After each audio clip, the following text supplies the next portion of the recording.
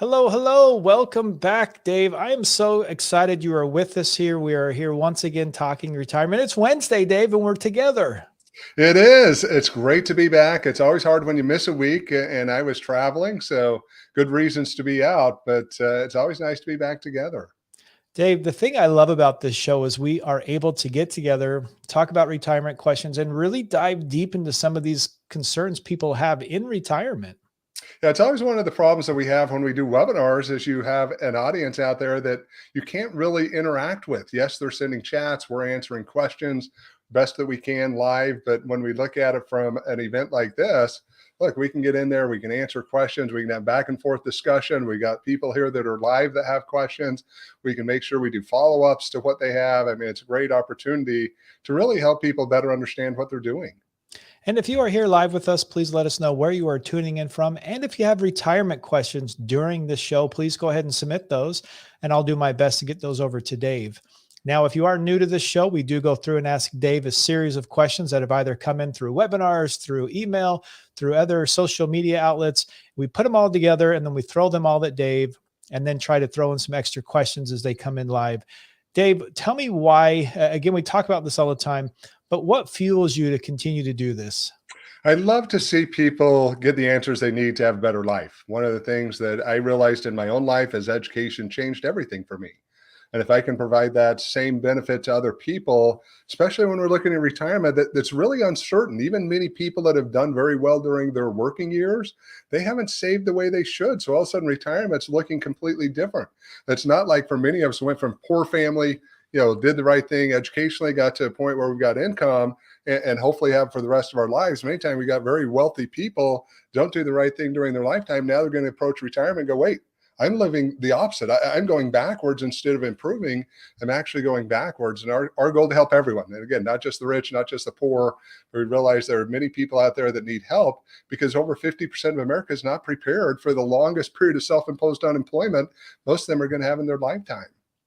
And Dave, we can also find more information. You can even go to our website, retirementriskadvisors.com. But one thing I was going to throw out is we also have great podcast guests that come on and talk to you about each of these areas, Dave. And I'm just going to put a plug in because we've got a fantastic show coming up on Friday with the budget queen, Clarissa, and you guys had a great conversation. And you did talk about all this. You talked about the wealthy, the poor. You brought all of those together and you really talked about a great show about helping people as they're getting closer to retirement. And there's so much that's involved. That's the other thing, CR, when we look at it, many people think it's just about money. It's about dollars in the bank account, dollars in the investment. And in that show, Clarissa talks about it. That's not it. There's so much mental stuff in our lives that prevents us from doing the right thing many times, whether it was the scars from things that have hurt us regarding money or other situations because we've had a good life and never really had to think about money. But now we've got to approach it differently. And I love that show. I love the podcast lately of what's being put out there because we are reaching out to some level into different areas a little bit, all staying within the CPA realm, but we're reaching out to some people we typically may not have on the show. And you can always catch that every Friday, any place you enjoy your good podcast as well. Dave, we've got Armando chiming in from YouTube. Again, this is on YouTube and Facebook. He's just saying, hey guys, happy hump day and thank you for your show. Hey, our pleasure, Armando. Always great to see you, have you back. Put in the chat if you would. I know you're looking at Puerto Rico. Any progress there? Getting any closer to the island? And again, if you do have questions in retirement, go ahead and get those submitted. And again, let us know where you're watching from. It's always great to see as you're jumping on Facebook and YouTube live. Dave, while we're waiting for those questions, let me throw my first question at you. This one here comes from Claire.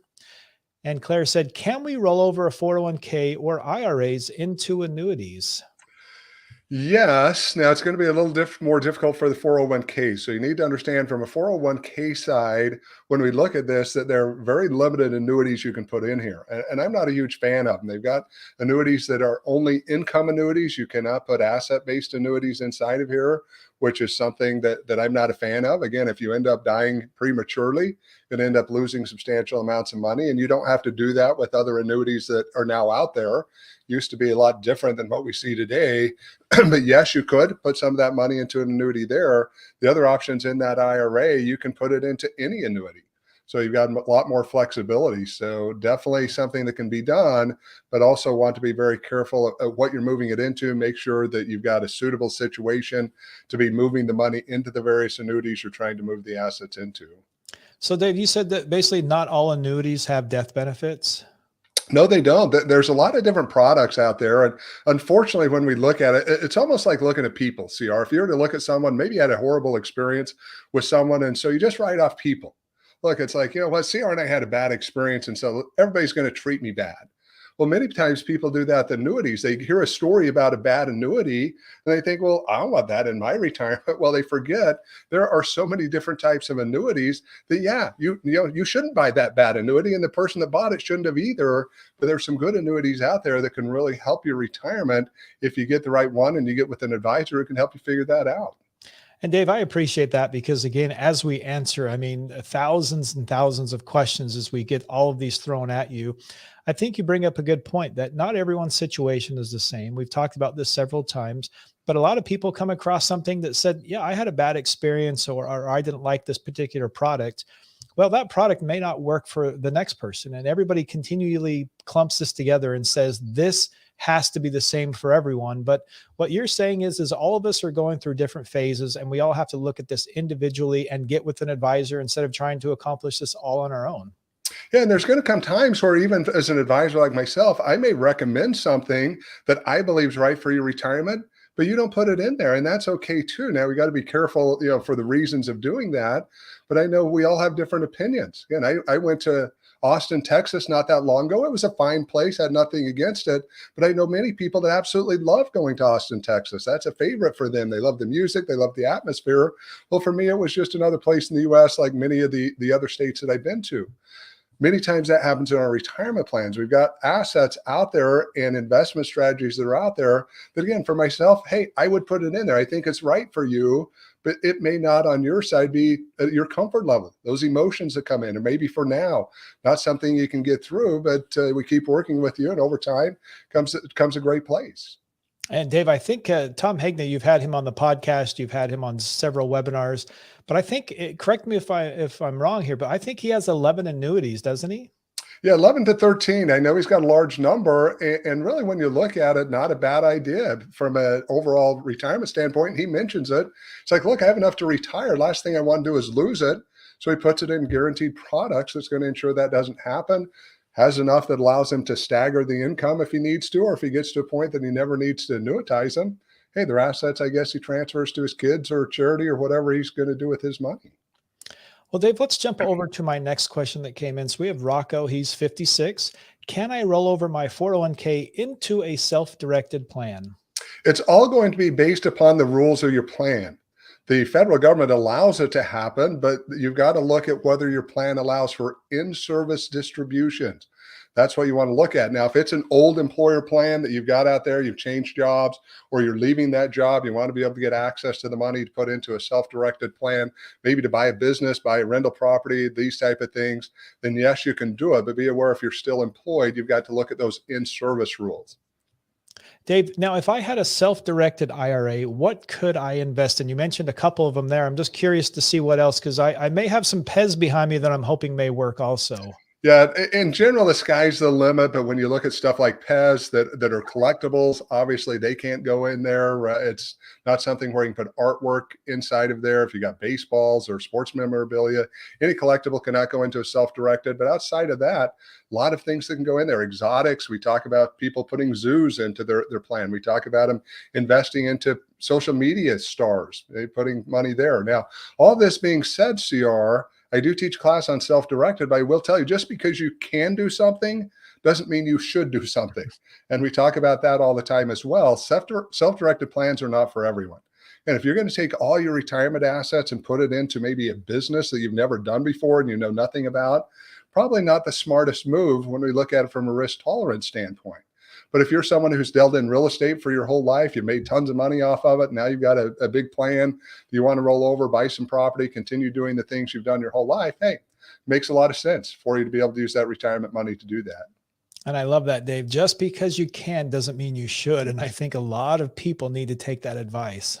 Yeah, and I'll tell you, CR, unfortunately, my experience with people, when people have used the retirement plans to buy businesses, 90% of the time they don't work. I mean, we look at it generally, most businesses fail anyway in the first 5 years, but it's not a great thing. I see people lose hundreds, thousands of dollars. And again, not at my advice putting it together. I'm not going to advise anyone to do that, to put a business together, but because other people's advised them, I've tried to help them put all the stuff together to make it happen. But it's not a good high success rate. People are not using these usually to get a lot of money back out. Dave, we have another one coming in live from Facebook. Kylie's wondering, what's the maximum amount you can invest in your Roth IRA per year? If you're under age 50, you can put $6,000 in there. If you're 50 or older, you get $1,000 catch-up contribution. So your total amount would be 7,000. So Dave, if we're under and we're looking at this and we're trying to build up, what's an advantage we could look at as we're starting to get into this? The biggest thing from a Roth side is the tax benefits that for the future. All of a sudden, you're paying your business partner, the federal, state, and local governments now, getting that money in there, letting it grow tax free, being able to pull it out tax free. Definitely something we need to look at when we're looking at what's going on in the economy right now. And we realize, again, some point taxes are going to have to be much higher in the future. Yeah, that's definitely true. Dave, let's get to my next question here. I have a client whose wife passed away. He has been a teacher the last 40 years. Can he claim his wife's benefits? This is from Olivia. Yeah, I assume what they're talking about here is the Social Security benefits that are available. There's going to be a number of things that are going to have to be looked at. And typically, you would be eligible for survivor's benefits, which everyone has an eligibility for those. The question's going to be, or the questions, number one, are his benefits higher? And has he been in a situation where maybe he's already claimed his benefits? If he's not, maybe able to start with hers and then finish with his. But the other thing that he's got to look at, he may have a government pension. If he's been a teacher for the last 40 years, he may not have been paying into Social Security himself. And if that's the case, there's a government pension offset, meaning that he's going to have to take his pension benefits, whatever Social Security may be entitled to as survivor benefits, and do a calculation to figure out what he's actually entitled to. And many times there's nothing left by the time that calculation's done. Dave, I see as we help people, there's many mistakes that are being made around Social Security, but in this particular situation, as we're getting older and we're looking at different clients here, how do we help them make the best decision? Because a lot of times I feel like we're just trying to get immediate money versus trying to figure out how to hold off just a little bit longer to get the best payout. Yeah, people don't look long term. We've been programmed, whether it's through the media and advertising, whatever the case may be, or just who we are as people. We've been programmed to look at short term success, short term rewards, whatever that might be. And we see it from a Social Security side. Most people don't plan out long enough. They don't look at what impact that could have.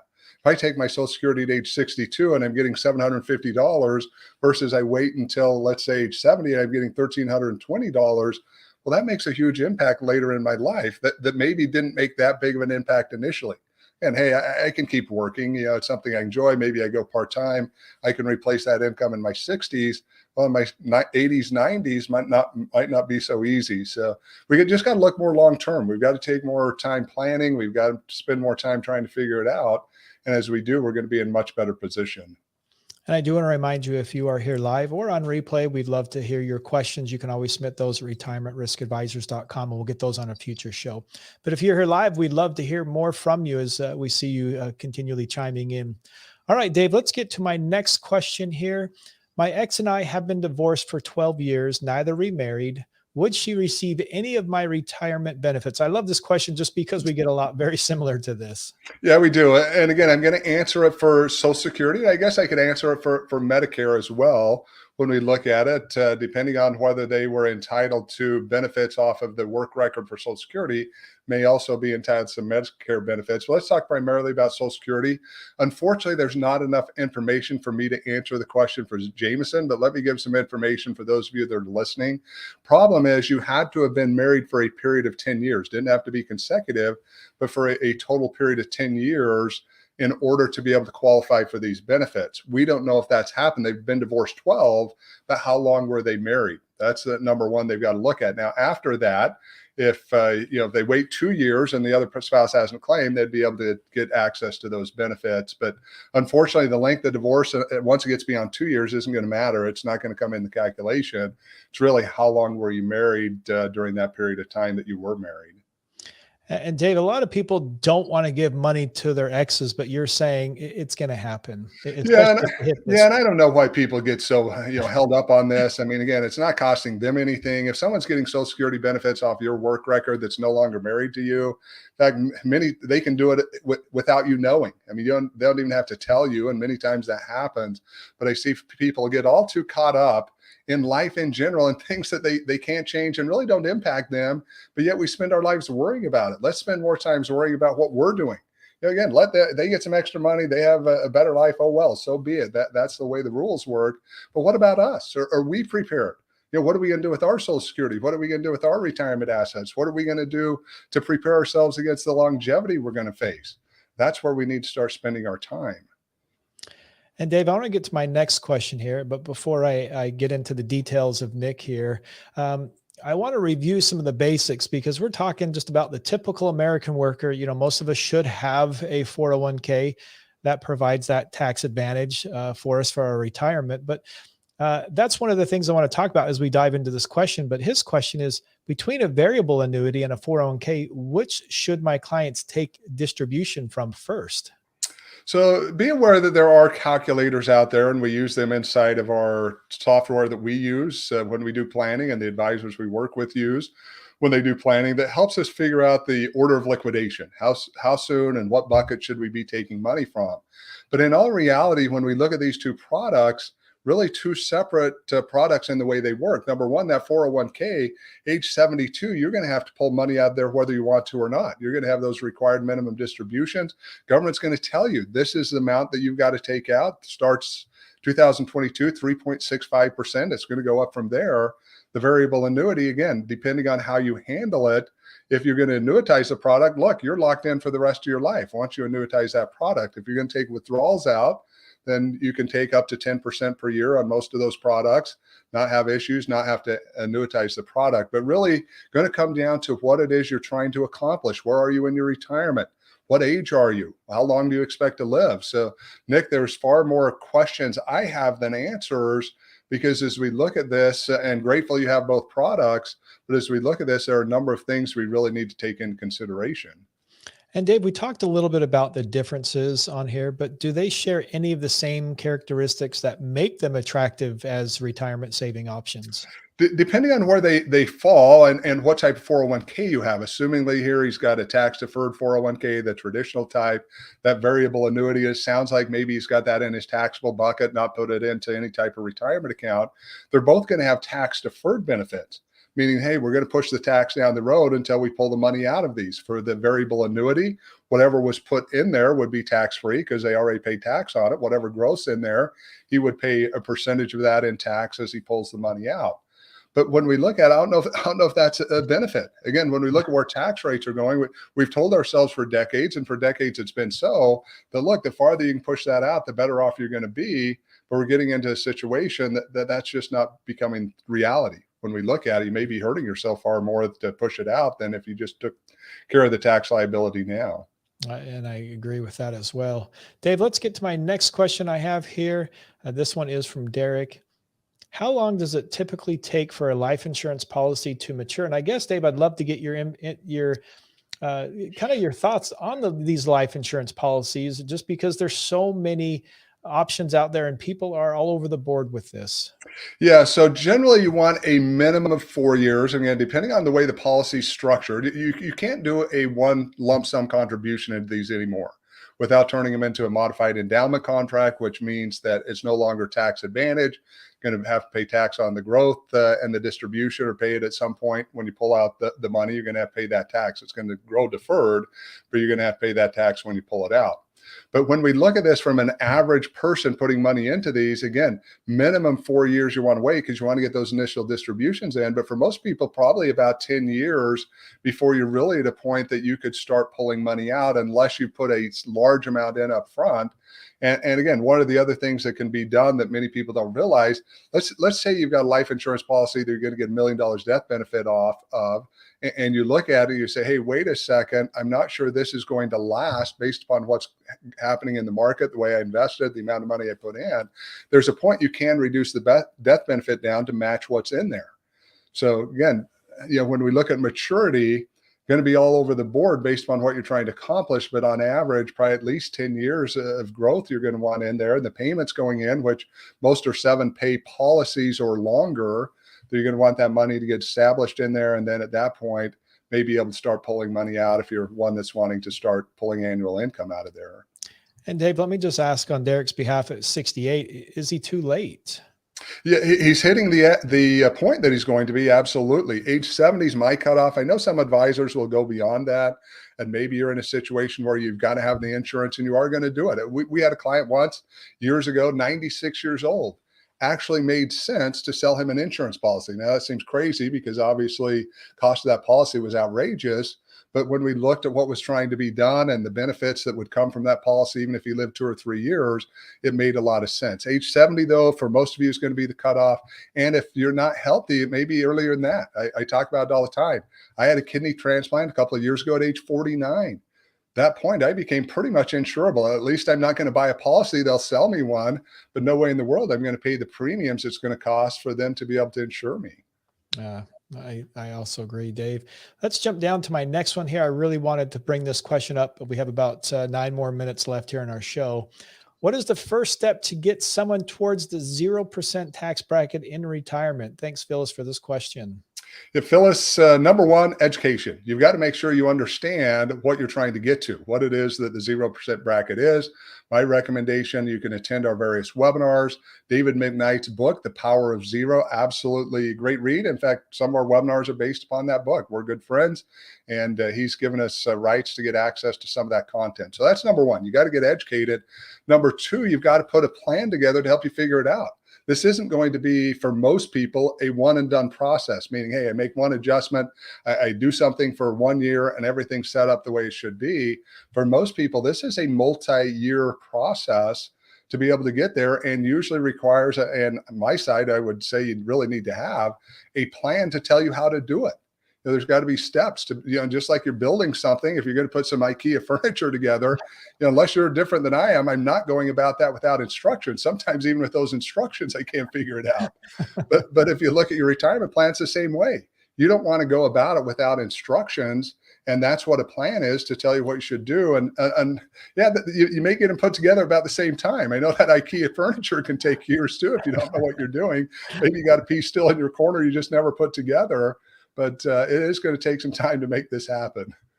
And Dave, I want to add to that. So you talk about education, you talk about a plan. And I think the third one that you hit on every single time we talk is making sure that once you get all that, you actually take action. Yeah, absolutely. And that plan, with that, I recommend you use an advisor to do it. But yeah, you've got to do something with it. Again, if you're not going to take action, far too many times we don't. Many things in life that we get that, how many of you bought a treadmill, a bike, sets it, you think January 2nd, I'm going to go hit that bike, and it sits there forever. And you never take action on it. As a result, next year rolls around, well, you want the new model, you buy another one, and it sits there. And then you go sell it to someone online for a quarter of what you paid for it. But it's happening far too often. It happens in retirement. We see many people who go through a planning process. They'll get all the steps laid out, and then they just don't follow through. And it is unfortunate, because it's that action that gets us where we need to be. And without it, you're right, CR, we're not going to ever get where we really need to be unless we get lucky. And most of us aren't lucky enough to have our whole lives just work out because we were lucky. Very true. Well, Dave, we have a treadmill down in my basement, but I like to run on the road, and I run every week. But my son doesn't like to run on the treadmill anymore because he said, Dad, it's too slow. So if you can imagine a treadmill is too slow, that's a bad thing. Yeah, I never had that issue, but I will tell you, I hated treadmill, especially home ones. I'm 6'4", and they were never long enough. So definitely wasn't where I was running. At the gym, I would once in a while, but Yeah, Yeah. never owned a treadmill. Don't expect I'll ever own one anytime in my lifetime. Yeah, that's exactly why my feet kick off the end. So I like to just run on the road. So in case I fall, it's my fault. Yeah, but it does make for some fun videos Yeah. if you video Long it as you come off the end of there. long as nobody's videoing, I'm good there. Well, Dave, we have another great question coming in. This is from Facebook. This is our good friend Gary. In light of the state of Washington requiring state mandated long term care coverage for all employees, with another dozen states aggressively considering following the Washington example, do you recommend that employees purchase long term care insurance policies immediately? Gary, good to see you again. Always glad to have you with us as we look at the long-term care situation. I wouldn't say that I would encourage them to do it immediately or recommend, but again, we recommend everyone's got to have a solution. We can't just keep relying on the government. The government realizes we can't keep relying upon them because the cost getting out of control. When we look at the amount of money that they're having to spend, it's done through Medicaid, and this is why Gary's bringing this up, that where an individual state's allowed to create their own mandates, and we're seeing other states do the same because they're saying, look, this is eroding our Medicaid funds. We're in a situation where the cost is becoming so great, it's only going to get worse as more baby boomers come into the situation. So we got to solve the issue. But I do recommend that people solve the problem. If you're in a state like Washington, if you're in one of these other states, you definitely want to follow what's going on from a governmental side so you understand what your responsibilities are. But I heavily encourage everyone to solve the issue. 70% CR, 70% chance once you get life expectancy, which half of us will have died before then. So it means 35% chance we're going to have a long-term care event. So if we take me, you, and Gary, if we take all three of us, one of us, statistics show one of us is going to end up in a long-term care facility.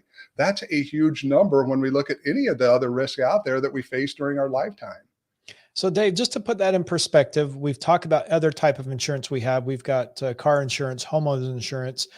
What are the statistics around that versus if we have to get into long-term care? Yeah, excluding life insurance, which obviously we're all going to die. So 100% chance that's going to happen. So if you got life insurance, you want to go there. Any of these other insurances, the statistics are way less. If you look at auto insurance, only an 18% chance you're ever going to total your vehicle and use that automobile insurance. Look at your homeowner's insurance, only a 3% chance that you're going to end up having a flood in your house, or a fire, not a flood, a fire in your home, and end up using that insurance. I mean, the crazy thing is, CR, as we look at this, it really is the biggest risk we'll ever face. I don't know of any other thing. And again, to become permanently disabled, when you look at during your working years, most of us don't know a whole lot of people that are disabled.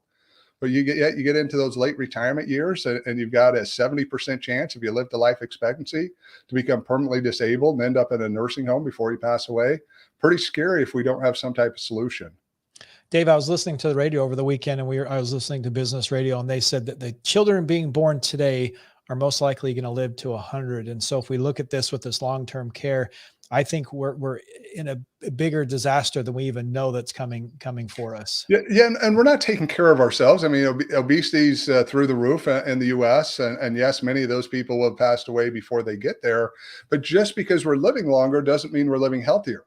Again, you can look at number of automobiles. Technology's come a long ways. That Model T Ford versus what we've got today, it's made a lot of progress. Those cars are lasting a lot longer. But take some of these electronic cars. Once you get into the late years of that model of that car, or get 20 years out, all of a sudden you have problems. It's going to be outrageously expensive to fix those. I know my brother. I'm not the guy out there fixing my cars. I did a lot of it when I was younger because I didn't have any other option. But I had a brother. He would only buy up to a certain year model to fix because that's what he did. He always fixed cars. He's like, look, whatever it was, 88, I think was the cutoff, maybe 93 at the latest. He's saying, look, this is as far as I can go because the technology gets to a point after that, I'm not able to do it myself and I don't have the money to pay somebody to fix it. Well, pretty soon all that's going to be gone. I mean, all that is going to be out of there, and we're going to have these cars. And I guess if the government has their way, we're all going to be driving electric vehicles and trying to figure out how we can replace the batteries or whatever we got to do at some point when we look at the effects they're going to have. Yeah, exactly. Well, Dave, we're almost out of time. So I did want to bring up your newest webinar. This is coming out very soon. So I wanted to pop this on the screen. So if you could just tell us a little bit about this, and then I'll give some more details. Absolutely. Very excited about this webinar. We've really not focused on any one sex at any given time in the presentations that we teach. But what we're finding is, unfortunately, a lot of women are not as prepared as they should be. And there's a number of reasons for that we talk about during this presentation, but it's really our goal is to help everyone. And again, to specifically or pull out women in here and get them in a situation where they can feel more comfortable on what's going on with them individually, that the lack of education that's being provided, the lack of preparedness that's out there. Hopefully we can help many people take steps that will get us to more even ground. Yeah, I talk about it all the time. Unfortunately, we see in marriages, oftentimes it's the man preparing for his retirement, his death, not taking so much into consideration as his wife. We've got to change that. And hopefully this webinar is a way to help balance the scales to some level. And if you are interested in this webinar, you can always go to our website, retirementriskadvisors.com, and there's a CPE webinar tab at the very top. And Dave, this one is April 18th at 4 o'clock Central. Yeah, tax deadline. So those of you that do taxes, maybe you're not going to be able to join us. But I'll tell you, also, men, please come. We're not trying to say, hey, this is only for women. Many times what we're finding is if we better understand the issues that are going on, we can help if we've got spouses or lady friends in our life or whatever the case may be. We can help them get to a better situation. Once we understand the challenges, allows us to start providing better solutions. And I want to thank all of you who have been with us live and those on replay. Thank you so much for being part of this. And we continue to look forward to talking with you. And again, if you have questions, please don't hesitate to go to our website and go to the Contact Us tab and go ahead and put your question in there. And we'll get that on a future show. Dave, thanks so much for your time today. I love these live shows. They go by way too quick.